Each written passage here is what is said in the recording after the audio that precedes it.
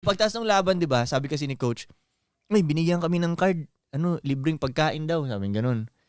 So hinahanap namin, hanapin natin yan, gutom na kami. Pag nakita na namin yung parang cafeteria doon, pasara na. Pasara. Sabi ko, i-claim namin to, ganyan. Sabi nung babae, may 3 sandwich sa harapan niya. Oh, sorry, ito na lang eh. Wala kaming pakialam. Yan alam po. Gago, ang lamig na ng tinapay. Tapos ang tigas na, ang lamig. Kasi yung palaman niya, ang lamig na. Pero si coach parang nilunok niya. Sobrang gutom ni coach na wala agad. Tapos ka na, coach. Wala agad. Sabi, gutom na eh.